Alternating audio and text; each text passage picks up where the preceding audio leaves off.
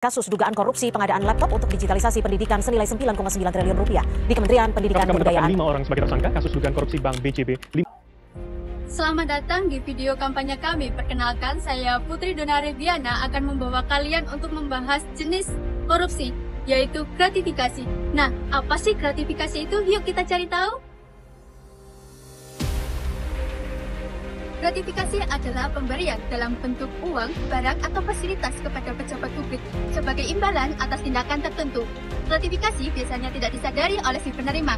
Gratifikasi bisa terus-menerus diberikan oleh pelaku dengan tujuan untuk menerima imbalan di masa depan.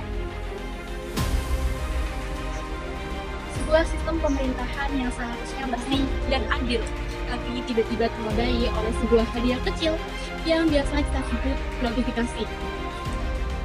Mungkin terlihat seperti kebaikan atau tanda terima kasih, tapi sebenarnya gratifikasi bisa menjadi pintu masuk bahaya. Ketika sebagai seorang pejabat menerima gratifikasi, keputusan yang seharusnya objektif bisa berubah menjadi bias karena rasa berutang budi pada pemberi. Ini bukan hanya soal uang atau barang, tapi soal bagaimana sebuah sistem bisa runtuh perlahan-lahan oleh praktik korupsi yang berawal dari hal tersebut.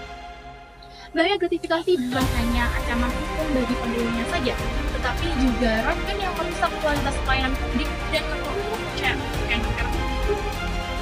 Jika dibiarkan, gratifikasi akan memiliki keadilan dan profesionalisme, membuat suara rakyat menjadi tak berarti di hadapan pimpinan.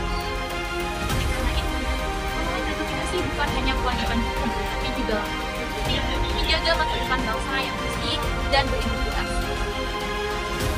Bayangkan saja jika setiap keputusan yang diambil oleh pejabat publik dipengaruhi oleh hadiah atau imbalan yang mereka terima. Bukankah itu sama keadilan kepercayaan bagi sekelompok masyarakat? Inilah mengapa menolak gratifikasi bukan sekedar tindakan etis, tetapi juga penting untuk menjaga integritas dan profesionalisme. Dengan menolak gratifikasi, kita juga melindungi diri kita dari jerat hukum yang bisa menghancurkan karir dan reputasi.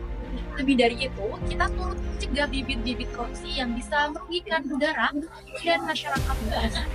Setiap kali kita berkata tidak pada gratifikasi, maka kita sedang membangun sistem pemerintahan yang bersih dan transparan. Lalu, apa manfaatnya? Yang pasti kepercayaan publik meningkat, pelayanan jadi lebih baik, dan kita semua hidup dalam lingkungan yang bebas dari praktik curang. Jadi, menolak gratifikasi bukan hanya soal aturan saja, tetapi tentang menjaga nilai-nilai kejujuran dan keadilan yang menjadi fondasi bangsa.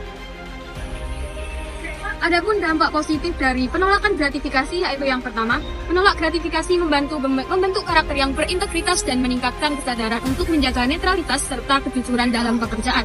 Yang kedua, penolakan terhadap gratifikasi membangun citra positif dan kredibilitas instansi, serta mendukung terciptanya lingkungan yang kondusif untuk pencegahan korupsi. Dan yang terakhir, masyarakat akan memperoleh layanan yang adil dan transparan tanpa harus memberikan uang pelicin atau suap, sehingga meningkatkan kepercayaan terhadap lembaga publik. Salah satu kasus korupsi di Indonesia yang berupa gratifikasi adalah kasus dari mantan Kepala Bea Cukai Makassar. Andi Pramono divonis 10 tahun penjara dan denda 1 miliar.